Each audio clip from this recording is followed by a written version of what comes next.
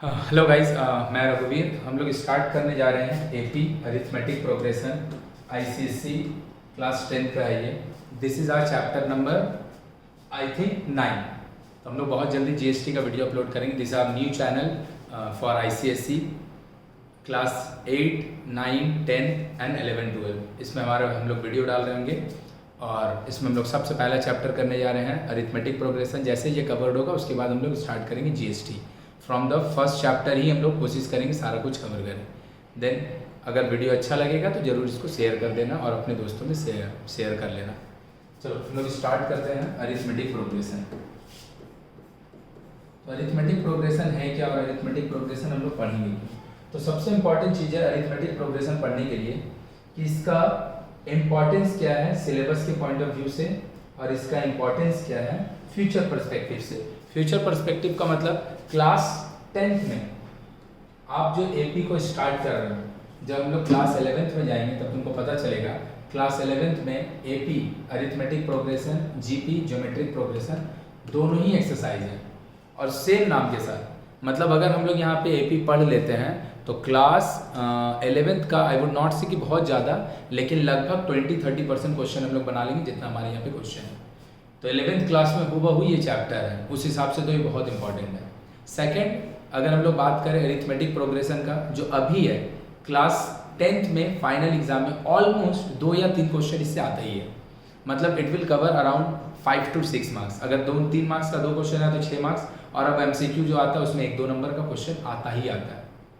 So that is the importance of the chapter कि अगर आपको मार्क्स पाना है तो भी आपको इसको पढ़ना पड़ेगा। और अगर हम लोग 11th का पॉइंट ऑफ व्यू से बात करें तो चैप्टर हूबहू वहाँ पे कॉपी पेस्ट है, जस्ट थोड़ा सा कंटेंट ज़्यादा है, डिफरेंट भी नहीं है, ज़्यादा है। तो हम लोग को ये सीखना ही पड़ेगा। तो व्हाट इज अरिथमेटिक प्रोग्रेशन। अगर हम बात करें यहाँ पे हम लिखते हैं 2, 6, 10 एंड डॉट डॉट डॉट। अगर हम नहीं भी बोलें तो आप यहाँ पे खुद ही बोल सकते हैं क्या 2, 4, 2, 6, 10, इसके बाद 14 आने वाला है, इसके बाद 14 आने वाला है। अगर हम बात करें यहाँ पे 15, 12, 9 एंड देन अगर हम नहीं भी बोलेंगे तो आप देख के बता पाओगे भाई कि यहाँ पे 15, 12, 9 इसके बाद 6 आने वाला है। इसका क्या मतलब है, अगर हम नहीं भी लिख रहे हैं बाद वाला term then also you can decide कि बाद में टर्म क्या आएगा। मतलब जरूर यहाँ पे कुछ ना कुछ एक पर्टिकुलर पैटर्न फॉलो हो रहा है। तो पैटर्न है क्या, ये पैटर्न है कि आपको कोई भी एक को टर्म बनाने के लिए अगर आपको 6 बनाना है, 6 यहाँ पे काउंटिंग के हिसाब से सेकेंड टर्म है, तो आपको अगर सेकेंड टर्म बनाना है तो आप फर्स्ट टर्म में उसके पहले वाले टर्म में 4 जोड़ें। अगर आपको थर्ड टर्म बनाना है तो आप उससे पहले वाला जो सेकंड टर्म है उसमें 4 जोड़ें। अगर आपको फोर्थ टर्म बनाना है 14 तो आपको उसके पहले वाले में 4 ऐड करें। मतलब आपको कोई भी एक सक्सेसिव टर्म बनाना है। सक्सेसिव टर्म किसको बोलते हैं, जो बाद में आता है।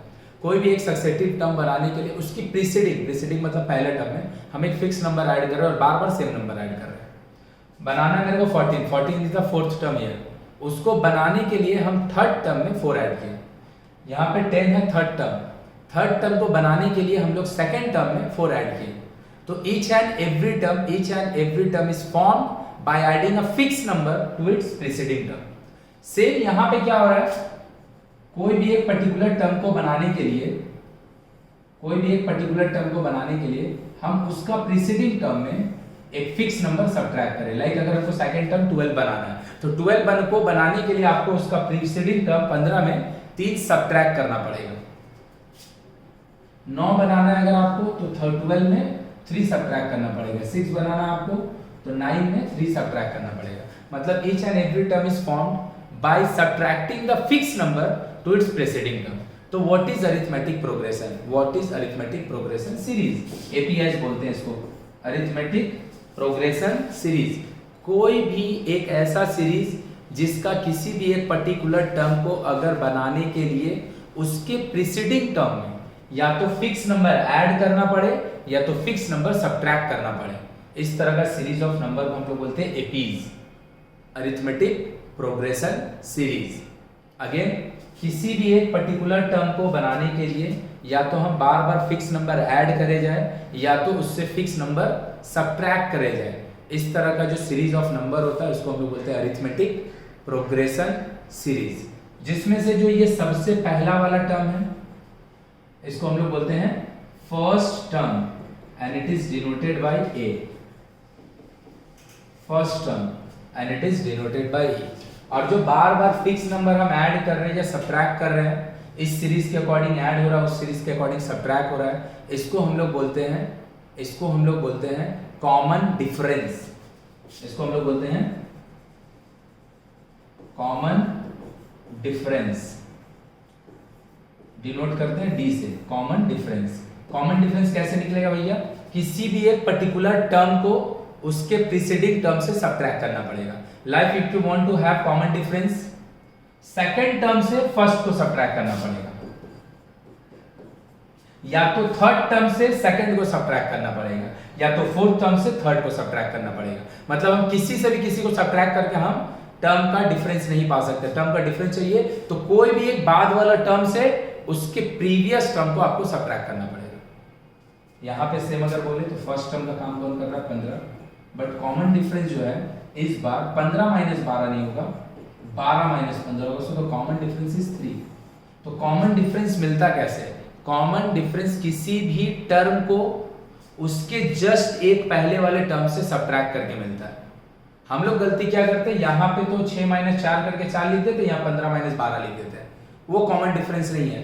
First term minus second term is not the common difference, the common difference is second term minus first term, third term minus second term, fourth term minus third term, any term when subtracted from the preceding term, just एक behind में जो preceding term है उससे जब हम subtract करते हैं तो उसको हम लोग बोलते हैं कॉमन डिफरेंस। तो again what is arithmetic progression series? अगर कोई भी एक सीरीज ऑफ नंबर है जिसमें कोई भी एक पर्टिकुलर टर्म अगर मेरे को चाहिए तो हम उसको बनाने के लिए उसके प्रीसीडिंग टर्म में या तो फिक्स नंबर बार बार ऐड करें या तो फिक्स नंबर बार बार सब्ट्रैक्ट करें। इस तरह का सीरीज ऑफ नंबर को हम लोग बोलते हैं अरिथमेटिक प्रोग्रेशन सीरीज। इसका जो सबसे पहला वाला टर्म है उसको हम लोग बोलते हैं ए, और इसका जो कॉमन डिफरेंस है वो किसी भी एक पर्टिकुलर टर्म को उसका प्रीवियस से सब्ट्रैक्ट करके मिल जाएगा। आई होप यहाँ तक बात क्लियर हो गया होगा। नोट कर लो जल्दी से ये तरह बात ना। अगर हमको कोई बोलेगा कि भैया depending upon the value of D, ये भी एक एपी सीरीज है,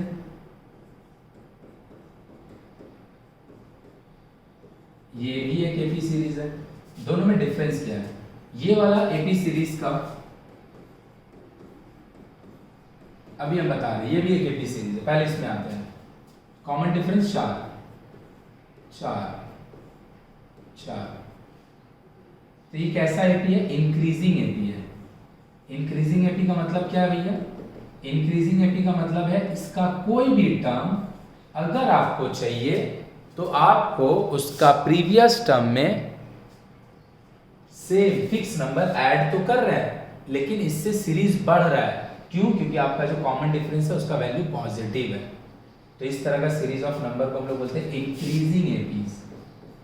इंक्रीजिंग एपीज, इंक्रीजिंग एपी कब होगा? जब कॉमन डिफरेंस पॉजिटिव हो। ये भी एक एपी है बट ये इंक्रीजिंग नहीं है, ये डिक्रीजिंग है, क्योंकि जो बाद वाला टर्म है वो बार बार घट रहा है। तो ये डिक्रीजिंग एपी है। क्यों? क्योंकि इसका कॉमन डिफरेंस नेगेटिव है। यहाँ पे कॉमन डिफरेंस का काम जो है 3 नहीं कर रहा, 18 माइनस 15 नहीं, 15 माइनस 18। कॉमन डिफरेंस जो है 15 माइनस 18 माइनस 3 है। भैया क्या ये एपी है? Obviously yes. एपी का डेफिनेशन है if each and every term you will get by adding a fix number to its preceding term. तो भैया फिक्स नंबर ही तो बार बार ऐड कर रहे हैं, 0 ऐड कर रहे हैं। फर्स्ट टर्म 2 में 0 ऐड किया, सेकंड टर्म 2 बना, सेकंड टर्म 2 में 0 ऐड किया, थर्ड टर्म बना, थर्ड टर्म 0 में थर्ड टर्म में 0 ऐड किया, फोर्थ टर्म बना। ऐड तो फिक्स ही कर रहे हैं भले ही 0 कर रहे हैं। तो इस तरह का एपी इसको हम लोग बोलते हैं स्टैटिक एपी। ऐसा कोई नाम नहीं है, अपना समझने के लिए लिख ले रहे हैं। स्टैटिक, स्टैटिक कोई चीज तब होता है जो रुका होता है। तो ये क्या स्टैटिक एपी है? बिकॉज इसका कॉमन डिफरेंस नेगेटिव, सॉरी इसका कॉमन डिफरेंस 0 है। कॉमन डिफरेंस 0 होगा तो टर्म बढ़ेगा ही नहीं। आई होप यहाँ तक भी बात क्लियर हो गया होगा। तो depending on the value of D, AP of three type, increasing AP, decreasing AP and static AP. Note कर लो भाई। Now depending on the number of terms, जैसे अगर हम एक एपी लिखें एंड सो ऑन एक और एपी लिखें,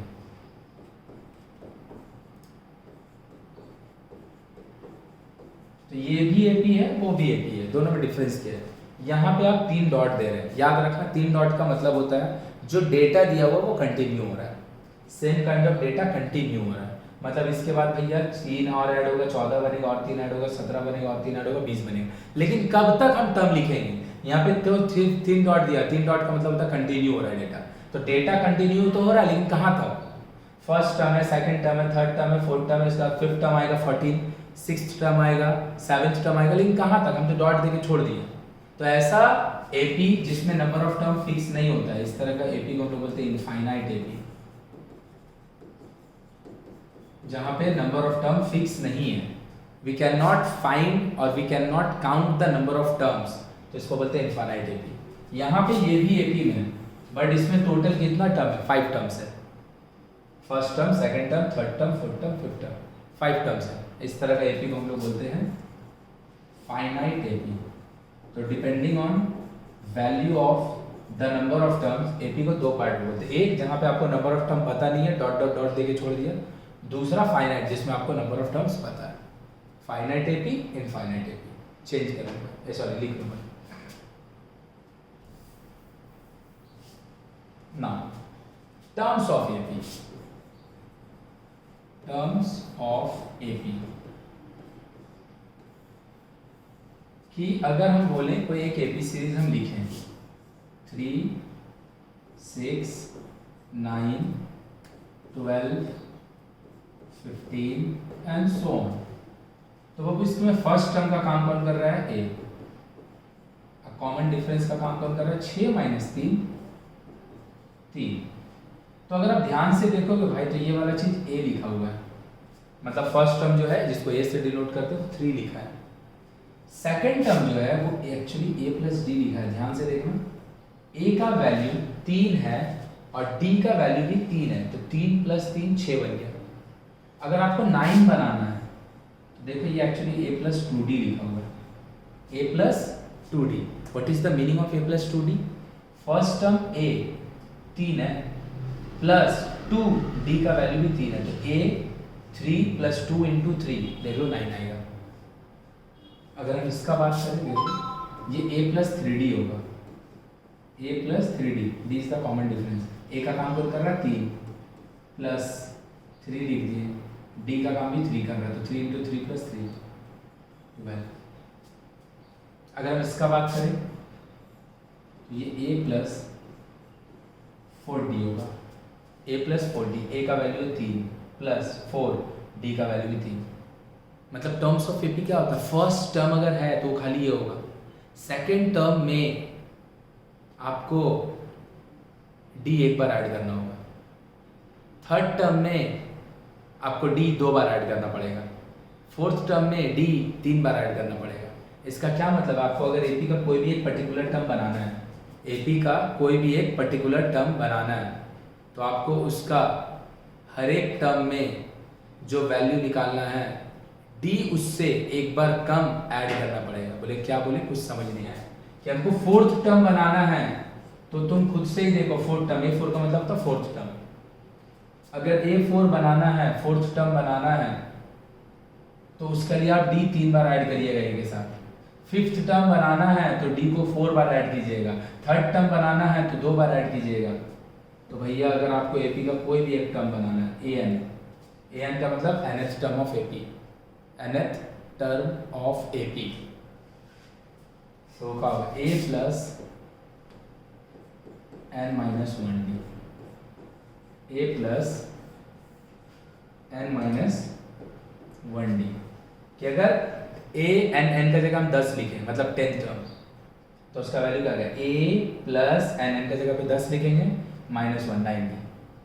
अगर हम n का जगह 50 लिख दे, 50, तो ये होगा a + 50 - 1 49। मतलब कोई भी एक एपी का टर्म अगर हमको बनाना है, d उससे एक बार कम होगा। 10th टर्म का वैल्यू तब हो जाएगा a + 9d, 20th टर्म का वैल्यू होगा a + 19d, 60th टर्म का वैल्यू होगा a + 59d, तो nth टर्म का वैल्यू होगा a + n - 1d। तो टर्म्स ऑफ एपी क्या होता है भाई? ऑफ एपी ये होता है a A plus D, A plus 2d, A plus 3d and so on. और nth टर्म ऑफ एपी का होता है, इसको बोलते हैं nth term of AP, nth term of AP. इसका वैल्यू क्या होगा, a plus n minus 1d। GVI पूरा एक्सरसाइज 9.2 इसी फॉर्मूला पे बन जाएगा, पूरा एक्सरसाइज 9.2 इसी पे बन जाएगा। तो टर्म्स ऑफ एपी क्या होगा, a plus D, A plus 2d, A plus 3d। तो fourth term a plus 3d, fifth term a plus 4d, six term a plus 5d। तो nth टर्म होगा a plus n minus 1d, a plus n minus 1d। लिखो भाई जल्दी से। तो अभी तक हम लोग क्या पढ़े, हम लोग एक बार क्विक रिवीजन कर ले रहे हैं। किसी भी सीरीज ऑफ नंबर में अगर फिक्स नंबर ऐड करें चाहे फिक्स नंबर सब्ट्रैक्ट करें, तो जो सीरीज ऑफ नंबर आता है उसको बोलते हैं एपीज, उसको बोलते हैं एपीज। सेकंड बात क्या बोले, किसी भी एपी का जो टर्म्स होता है वो होता है A plus D, A plus 2d, A plus 3d, A plus 4d and so on. किसी भी एपी का nth टर्म का formula n is stand for कोई भी टर्म, 10 टर्म 20 टर्म कोई भी टर्म, उसका वैल्यू होगा a plus n minus 1d, a plus n minus 1d। मतलब जो टर्म का आप बात कर रहे हैं डी उससे एक बार कम होगा। कॉमन डिफरेंस कैसे मिलेगा, कॉमन डिफरेंस हमेशा कोई भी बाद वाले टर्म से उससे जस्ट एक पहले वाला टर्म को सब्ट्रैक्ट करके मिलेगा। You will get the common difference by subtracting the succeeding term, बाद वाला term, to its preceding term, to its preceding term। लेकिन कौन सा, कोई भी पहले का, जस्ट एक पहले का कॉमन डिफरेंस। आई होप थोड़ा थोड़ा बात क्लियर हो गया होगा। अब हम लोग सम्स करने जा रहे हैं 9.1। उससे पहले खाली एक चीज बोलेंगे, n और an में क्या अंतर है। जैसे अगर हम बोलते हैं एक एपी है 5, 8, 11, 14, 17 एंड सो ऑन।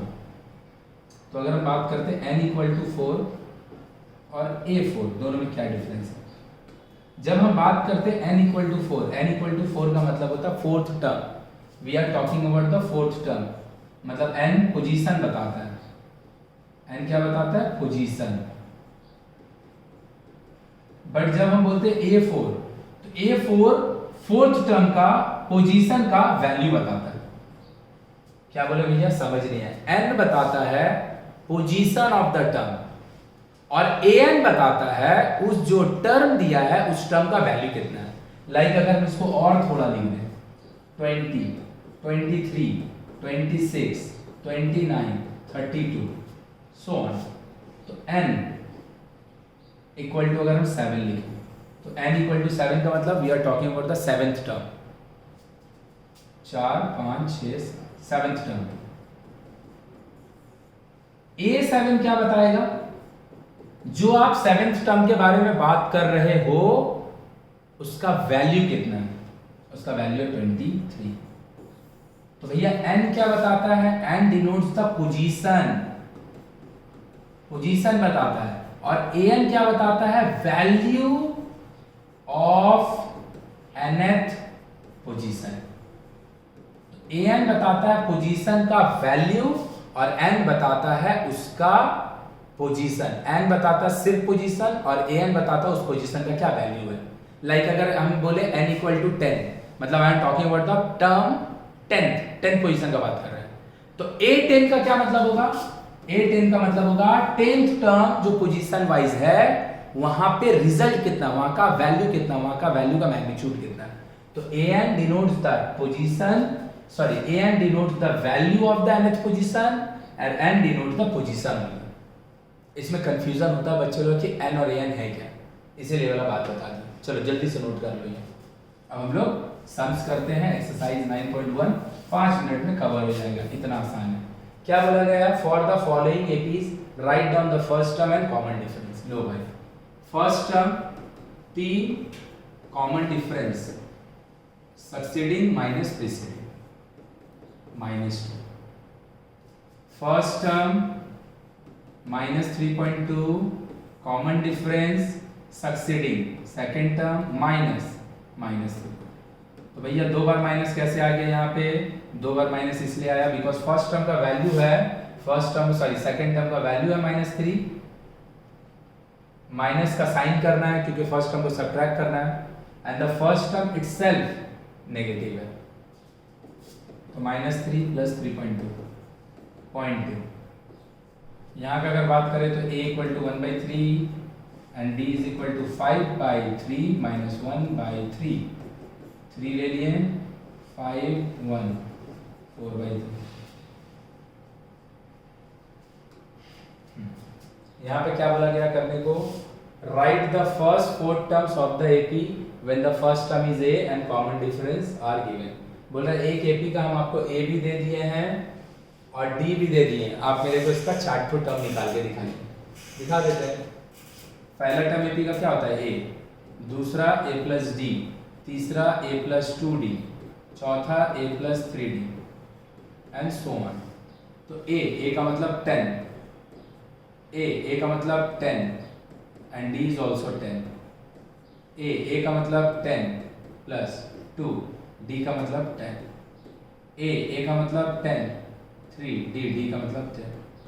तो ये हो गया 10 20 30 40। अच्छा यहाँ 10 होगा। तो मेरे को बोला क्या गया करने को, किसी एक एपी का आपको फर्स्ट टर्म दे दिए हैं, कॉमन डिफरेंस दे दिए हैं, तो आप और चार्ट टर्म निकाल के दिखा दिए। अब आपको अगर ध्यान से देखना, अगर आपको फोर्थ टर्म बनाना है, फोर्थ टर्म बनाने का 2 ऑप्शन है, एक या तो आप 40। फोर्थ टर्म बनाना है तो आप a + 3d लिखो, a + 3d मतलब a के साथ 3 बार d लिखो, या तो फिर आप थर्ड टर्म के साथ 1 बार d ऐड करो। क्या बोले भैया, समझ नहीं आया। फोर्थ टर्म बनाने के लिए आप फर्स्ट टर्म के साथ 3 बार d ऐड करो, या फिर थर्ड टर्म में सिर्फ 10 ऐड करो। दोनों में से कोई भी करिएगा भाई, रिजल्ट सेम ही होगा, आंसर भी सेम ही होगा। फर्स्ट टर्म के साथ आप ऐड कीजिएगा तो 3 बार d ऐड कीजिएगा, या तो आप थर्ड टर्म के साथ ऐड कीजिएगा तो आपको सिर्फ 1 बार ही ऐड करना पड़ेगा। That is the third term ना। a half first term, a + d half + 1 - 6, half - 1 - 6 LCM ले लिया 3 या 1, 2/6 1/3। थर्ड टर्म होगा a + 2d, a लिखें प्लस लिखें 2 लिखें -1/6, और a का वैल्यू हाफ, तो हाफ + -1/3 एलसीएम ले लिए 6, 3 बार में कटेगा 2 1/6। This is third term. a + 3d, a लिख दिए हाफ + 3d का वैल्यू -1/6, तो ये गया 1, सो दिस इज हाफ + -0। तो फर्स्ट टर्म हो गया हाफ, सेकेंड टर्म हो गया 1/3, थर्ड टर्म हो गया 1/6 and fourth term 0। So this are the fourth term of AP. तो यहाँ पे क्या बोला गया हम लोग करने को, किसी भी एक एपी का आपको फर्स्ट टर्म और कॉमन डिफरेंस दे दिया गया है, तो आप मेरे को उसका चार्ट टर्म लिख के दिखाइए। 2 टर्म किए, 2 टर्म आपको खुद करना। यहाँ पे क्या बोला है, which of the following numbers are in AP, if they form an AP find the common difference d and write the next 3 terms. सही बात है। बोल रहा है कि यहाँ पे 3 सीरीज ऑफ नंबर दिया गया है, इसमें से कौन एपी में है उसको पहचानिए, और अगर वो एपी में है तो उसका और 3 टर्म लिख के दिखाए, 3 पीसेस ऑफ टर्म लिख के दिखाइए। तो लीजिए भैया 6 कॉमन डिफरेंस 6 कॉमन डिफरेंस 6 मतलब ये एपी में है, तो इसका फर्स्ट टर्म 4, कॉमन डिफरेंस 10 - 4 6, तो और 3 टर्म लिखना है, तो 22 है, 22 के साथ 6 ऐड कर देंगे 28 है, इसके साथ और 6 ऐड कर देंगे 34 है, और 6 ऐड कर देंगे 40। तो दिस इज 28 40 एंड 34 एंड 40। यहाँ पे हम बोल सकते हैं ये एपी में होगा ही नहीं, नॉट इन एपी, बिकॉज इसका कॉमन डिफरेंस फिक्स नहीं होगा। कोई भी एक एपी का टर्म कभी भी इंक्रीजिंग डिक्रीजिंग हो ही नहीं सकता। अगर उसमें वैल्यू बढ़ेगा तो लगातार इंक्रीज करेगा, अगर उसमें वैल्यू घटेगा तो लगातार डिक्रीज करेगा। इन दोनों में आप कॉमन डिफरेंस निकालिएगा तो 2 लिखे पहले, माइनस का साइन दिए, यहाँ -2 लिखा, तो 2 + 2 4। यहाँ जब कॉमन डिफरेंस निकालने की है तो -2 लिखे पहले, फिर माइनस का साइन दिए, -2, कॉमन डिफरेंस -4। तो कॉमन डिफरेंस एक बार 4, एक बार -4, हो ही नहीं सकता ये एपी में। अब जब एपी में है ही नहीं तो 3 को टर्म भी नहीं लिखना पड़ेगा। लेकिन दिक्कत कहाँ पे है? दिक्कत भैया यहाँ पे है कि जो वैल्यू दिया हुआ है वो नेगेटिव पॉजिटिव ऐसे दिया हुआ है, तो आपको देखने का बाबू जरूरत ही नहीं है, ये एपी में हो ही नहीं सकता है। एपी का टर्म कभी भी इंक्रीजिंग देन डिक्रीज, फिर इंक्रीज फिर डिक्रीज होगा नहीं। अगर उसका कॉमन डिफरेंस पॉजिटिव होगा तो कंटिन्यूअसली बढ़ेगा, कॉमन डिफरेंस नेगेटिव होगा तो कंटिन्यूअसली घटेगा। ऐसा हो ही नहीं सकता, एक बार वो बढ़े एक बार वो घटे, तो it is not in AP. तो 3 तो टर्म भी नहीं निकला। This is also not in AP because यहाँ पे डिफरेंस 2 है, यहाँ डिफरेंस 4 है, यहाँ डिफरेंस 8 है, नॉट इन एपी। ये वाला आप चेक करना खुद से, ये वाला आप चेक करना खुद से। अब ये वाला 1 का स्क्वायर लिखा है, 1 का स्क्वायर 1 होता है, 3 का स्क्वायर लिखा, 3 का स्क्वायर 9 होता है, 5 का स्क्वायर लिखा, 5 का स्क्वायर 25 होता है, 7 का स्क्वायर लिखा, 7 का स्क्वायर 49 होता है। लो भाई, तो लिख के आपको दिया बाबू a square, 1 square, 3 square, 5 square, 7 square, वो एपी में नहीं है बिकॉज वो इट इज एक्चुअली 1, 9, 25, 49 ये लिखा हुआ है। कॉमन डिफरेंस सेम नहीं है, यहाँ पे कॉमन डिफरेंस 8 है, यहाँ पे माइनस कीजिएगा 16 आएगा, यहाँ पे -24 आएगा। So these are not in AP. तो यहीं पे हम लोग का फर्स्ट एक्सरसाइज खत्म होता है 9.1। 9.2 देखना भाई, वो बहुत जल्दी अपलोड हो जाएगा। 9.2 में हम लोग ये फॉर्मूला पढ़े हैं इसके ऊपर पूरा बेस्ड एक्सरसाइज है,